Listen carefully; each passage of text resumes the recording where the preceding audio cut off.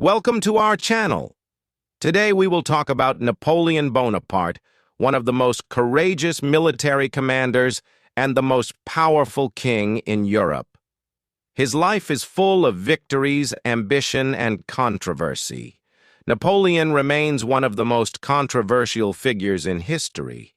Some people praise him because of his genius in battle, his ability to lead, and his dreams for a stronger France. But others criticize him for his hunger for power and his role in wars that caused the deaths of millions of people. Some people thought he was so strict and ruthless that they even compared him to Hitler. But what is the real truth? Was he a hero or a villain? After hearing his story, tell me in the comments. Was he a hero or a villain? Listen carefully because this story is going to be very informative. You will not only learn a lot about Napoleon, but you will also improve your listening skills while following his journey. So, let's dive right into his life. Napoleon Bonaparte was born on August 15, 1769, on the small island of Corsica. This island was part of France, but it had a unique culture and history.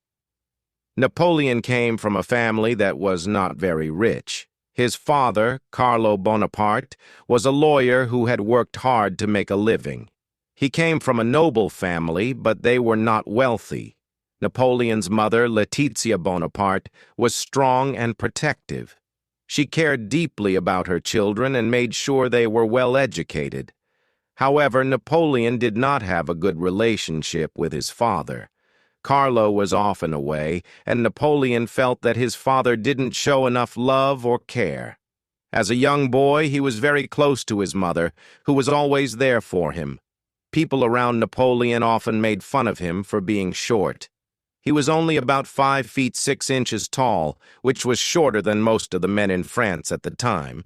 Some people called him small or weak, but this only made him more determined. He hated being called short and wanted to prove that his size didn't matter. It didn't stop him from dreaming big. Napoleon believed that he was destined for greatness. At the age of 9, he was sent to mainland France to attend a military school. This was a tough time for him because he was away from his family and felt lonely. His classmates made fun of his accent because he spoke with a Corsican dialect, which was very different from the French they spoke. But instead of feeling sad, Napoleon decided to work even harder. He became an excellent student, especially in subjects like mathematics, which would help him later in his career as a military leader. At 16 years old, Napoleon graduated from the military school and joined the French army as a second lieutenant. He quickly showed his skills as a leader. But even though he had talent, Napoleon still faced many challenges. The French Revolution was happening at this time, and there was a lot of political unrest in France. The country was divided, and many people were fighting for power. Napoleon's big dream was to free his country from this chaos. He wanted to help France become strong again. He wanted to be in charge, not just to rule, but to unite the people of France and make them proud. This dream burned in him every day. Napoleon's early years in the army were filled with struggles. He had to deal with officers who looked down on him because of his background and his small size. He also had to fight in dangerous battles and was often sent on difficult missions. But Napoleon was smart. He didn't give up. He learned everything he could about war tactics, leadership, and how to win battles. He was always studying and thinking about how to make France stronger. One of the most important moments in Napoleon's early life happened when he was 20 years old. During this time, Napoleon was promoted to captain in the army. His first big chance to lead came during a battle in Italy. The French were fighting against a much larger enemy, but Napoleon led his troops with great skill and won the battle. This victory made people start to take notice of him. Napoleon was quickly promoted to general, a high rank in the army, at just 24 years old. This was very young for a general, but it showed how much trust people had in his abilities. At this time, Napoleon's dreams began to come true. He wasn't just a soldier anymore. He was a leader with an army of thousands.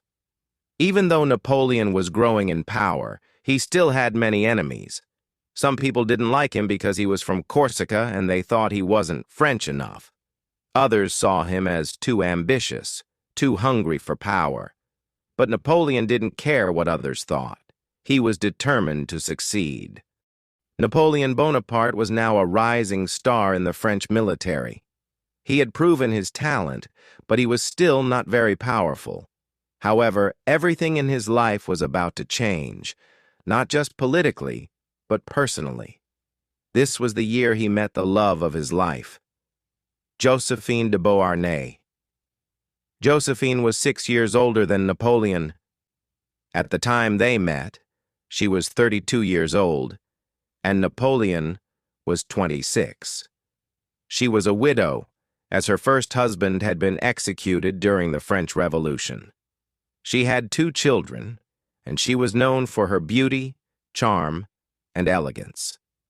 Napoleon was completely captivated by her. Even though she was older, he didn't care. He fell deeply in love with her the moment he saw her. Josephine was different from other women he had met. She was graceful, confident, and mysterious. She knew how to charm people, and she had many admirers. At first, she didn't take Napoleon seriously. He was younger, not very rich, and not yet very powerful. But Napoleon was persistent. He wrote her passionate love letters, expressing how much he adored her. Even when he was away on military campaigns, he would write to her constantly. He would tell her how much he missed her, how he dreamed of being with her, and how much he loved her.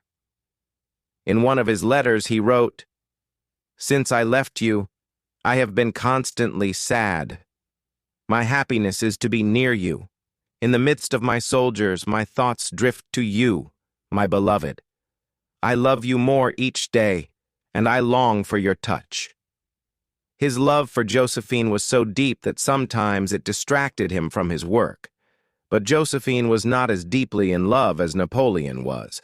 She enjoyed the attention but did not have the same intense feelings. However, Napoleon was determined to marry her, and in 1796, he succeeded. They got married on March 9, 1796, in a civil ceremony in Paris. Just 2 days after the wedding, Napoleon had to leave for battle. Napoleon was sent to Italy to lead the French army. France was at war with Austria, and Italy was the battleground. This was the first time Napoleon would have full command of an army. At this time, the French army in Italy was weak, poorly supplied, and demoralized. The soldiers had very little food and no proper weapons. Many generals before Napoleon had failed in Italy. But Napoleon had something that others did not: brilliant strategy and confidence. He transformed the army. He gave powerful speeches, making the soldiers believe they could win. He moved quickly and attacked the Austrians and their allies before they were ready. His tactics were so unpredictable that his enemies never knew what to expect. From 1796 to 1797, Napoleon won a series of brilliant victories. Battle of Lodi. He personally led his troops across a bridge under heavy fire, proving his courage. Battle of Arcole. He grabbed a flag and ran straight toward enemy lines, inspiring his soldiers. Battle of Rivoli. He completely defeated the Austrians, forcing them to surrender. These victories made Napoleon a national hero. His soldiers adored him, and France now saw him as a true military genius. But even on the battlefield, Napoleon never stopped thinking about Josephine. However, Josephine was not as faithful as Napoleon. She had started an affair with another man while Napoleon was away. When Napoleon found out, he was heartbroken, but his love for Josephine was so strong that he forgave her. After his success in Italy, the French government gave Napoleon a new mission to invade Egypt when he was 28 years old. At this time, Britain was France's biggest enemy. Britain controlled India, which was a very rich colony. Napoleon wanted to cut off Britain's trade route to India, so he decided to take over Egypt, which was an important link between Europe and Asia. Napoleon set sail with a large army and many scientists. He wanted not just to conquer, but also to bring French culture and knowledge to Egypt. The Battle of the Pyramids, 1798. In one of his most famous battles, Napoleon's army faced the Mamluks, the rulers of Egypt. The Mamluks were fierce warriors, but they fought using old methods. Napoleon used modern strategies, and the French won easily. Napoleon entered Cairo, the capital of Egypt, as a great conqueror. But then disaster struck. The British Navy, led by Admiral Horatio Nelson, destroyed Napoleon's fleet in the Battle of the Nile. Now Napoleon and his army were trapped in Egypt. He could not return to France by sea. Meanwhile, back in France, the government was weak and corrupt. Napoleon saw an opportunity. He secretly left Egypt and returned to France, leaving his army behind. When Napoleon arrived in Paris, France was in chaos. The government was failing, and people had lost trust in their leaders. Napoleon knew this was his moment. On November 9, 1799, Napoleon led a coup d'etat, meaning he overthrew the government by force. He took control and made himself first consul, the most powerful man in France. He was only 30 years old, but now he ruled France. Now that Napoleon was in power, he wanted to make France strong again. He made many changes. He fixed the economy by creating a strong financial system. He made new laws called the Napoleonic Code, which gave people more rights. He built schools and encouraged education. Napoleon also continued winning battles. In 1800, he defeated the Austrians again in the Battle of Marengo. The people of France loved him. They saw him as a leader who could bring stability and greatness to France. Napoleon Bonaparte was no longer just a military general or a political leader. On December 2, 1804, he became Emperor of France in a grand ceremony at Notre Dame Cathedral in Paris. But this coronation was different from any other. Usually, when a new king or emperor was crowned, the Pope would place the crown on his head as a symbol that the ruler was chosen by God. But Napoleon refused to let the Pope crown him. At the last moment, he took the crown himself and placed it on his own head. "I am not chosen by God or by any religious authority. I take my power with my own hands. I rule because of my own strength, not because of tradition." It was a bold move, and it shocked many people. But Napoleon had a clear vision. He wanted to build a powerful empire, stronger than any other in Europe. His wife Josephine was crowned as empress, standing beside him. Even though she had been unfaithful in the past, Napoleon still loved her deeply. But soon their relationship would face more problems. As soon as Napoleon became emperor, the rest of Europe became nervous. Countries like Britain, Austria, Russia, and Prussia saw him as a threat. They feared that he would try to conquer all of Europe, and they were right. Napoleon wanted to expand the French Empire and defeat Britain, France's biggest enemy. But Britain had the strongest navy in the world. Napoleon knew that he could not defeat Britain at sea, so he decided to focus on land battles instead.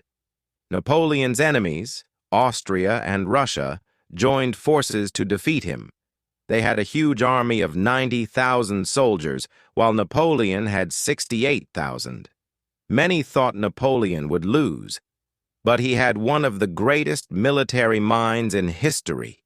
He used a brilliant strategy. He made it look like his army was weak and pretended to retreat. The Austrian and Russian armies fell into his trap. Then, at the perfect moment, Napoleon attacked from the sides and the center. His soldiers fought with incredible skill and speed. The result? A massive victory for Napoleon. Over 36,000 Austrian and Russian soldiers were killed or captured. The Austrian emperor was forced to surrender. Napoleon became the undisputed ruler of Europe. This battle is still studied in military academies today. It showed Napoleon's genius as a commander. After the victory, Napoleon told his men, "Soldiers, I am proud of you. This is one of the greatest victories in history. You have won the love of France." His soldiers adored him. They believed he was invincible. Napoleon could not defeat Britain in battle, so he tried another strategy: economic warfare. He created the continental system, a rule that banned all European countries from trading with Britain. His goal: to ruin Britain's economy by cutting off its trade. But the plan had problems. Many countries secretly ignored the rule and continued to trade with Britain. Plus, France itself suffered, as businesses could not get the goods they needed. Napoleon's strategy failed, and Britain remained strong. 1807, the war against Russia and Prussia. Now Napoleon turned his attention to Russia and Prussia. In the Battle of Jena-Auerstedt, 1806, he completely crushed the Prussian army. The Prussian king had to surrender, and Napoleon's power grew. But his biggest challenge was Russia. The Russians were tough warriors. Their country was huge, and their army was strong. But Napoleon was ready. In 1707, he defeated the Russian army in the Battle of Friedland. After this victory, Tsar Alexander I of Russia had no choice but to sign a peace treaty with Napoleon. Now, almost all of Europe was under Napoleon's control. At this point, he was at the height of his power. France was the strongest country in Europe. Napoleon's empire was expanding every year. He was seen as a legendary leader. But power comes with problems. Napoleon had everything: power, wealth, and victory. But one thing was missing. He had no heir. Josephine had never given him a child. This was a big problem because every emperor needed a son to continue his dynasty. Napoleon loved Josephine, but he needed an heir more than anything. So in 1809, he made a painful decision. He divorced Josephine. Even though he still loved her, he knew that he had to marry someone else to have children.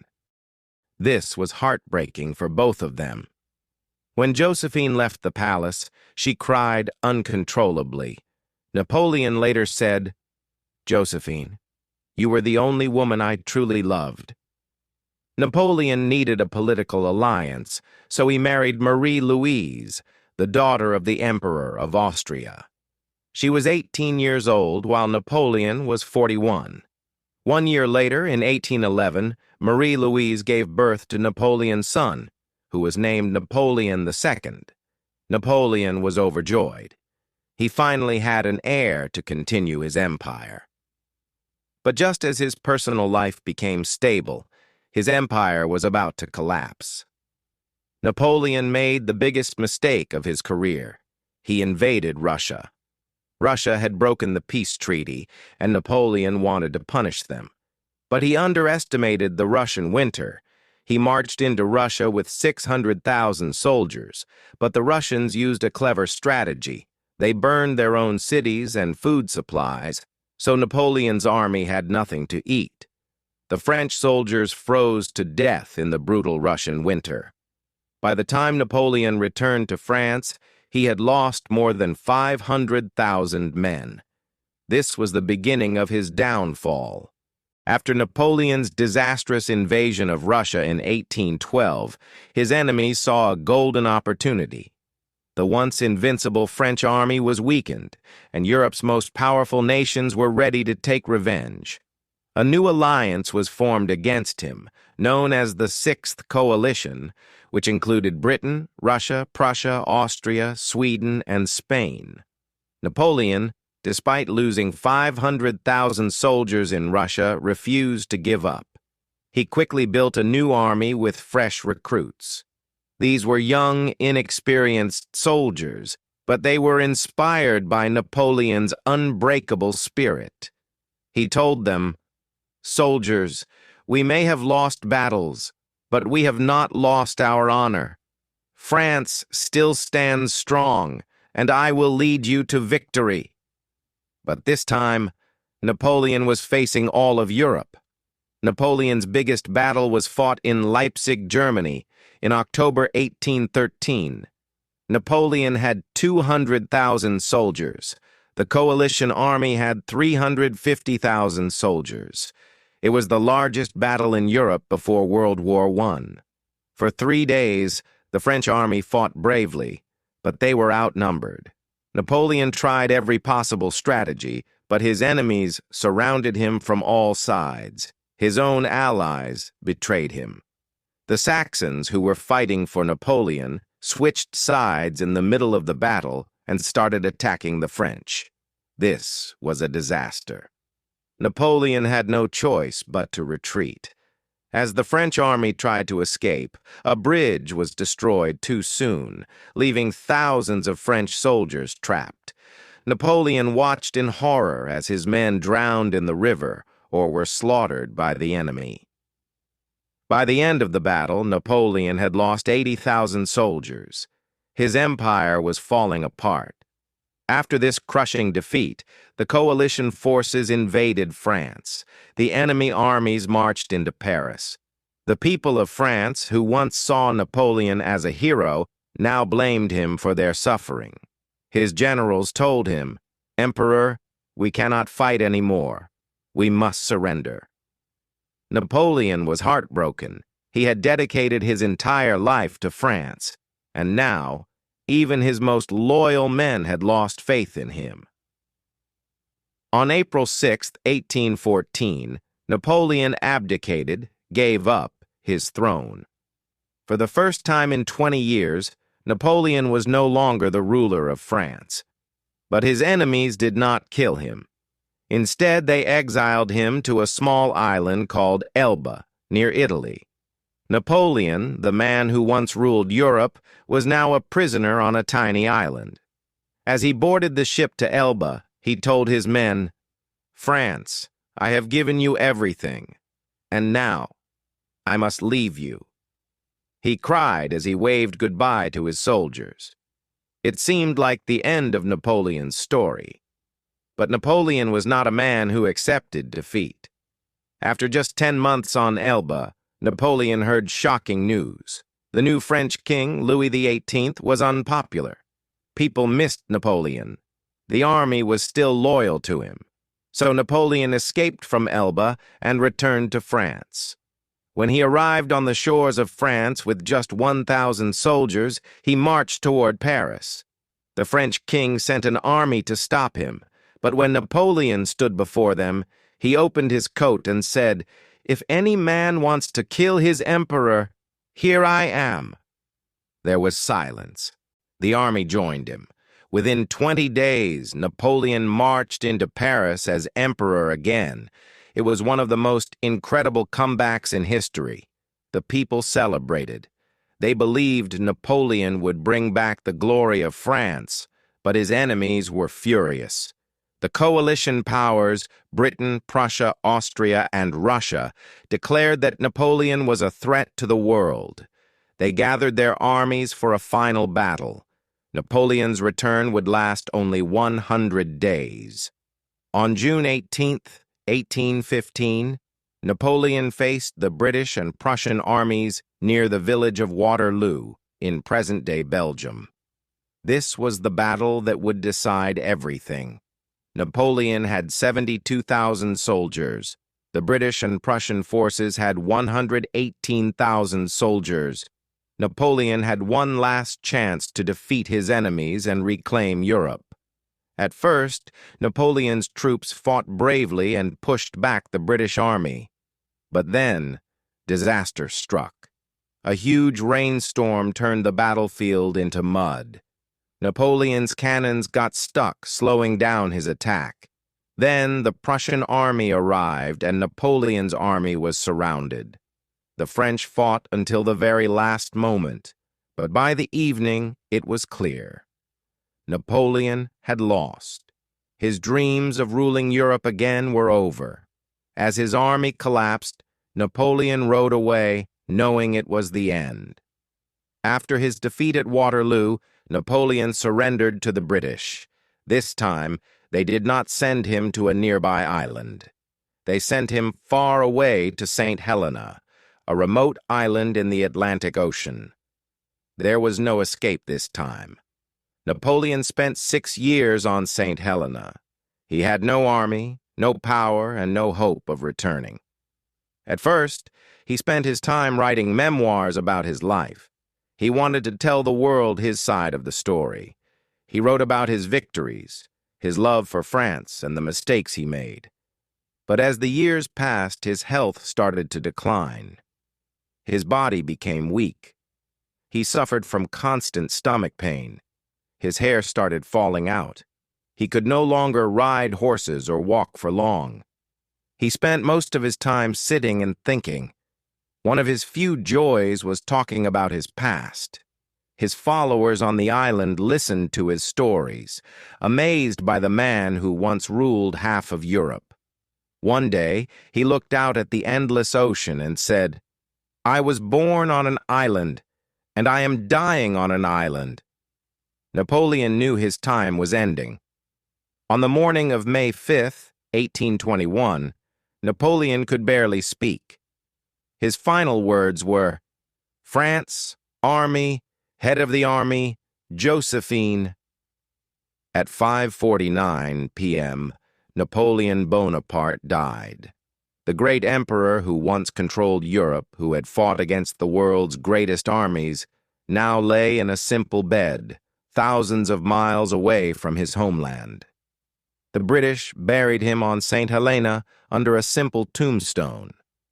But before he died, Napoleon had told his close friends, "I wish to be buried in Paris, near the Seine, among the French people I loved so much."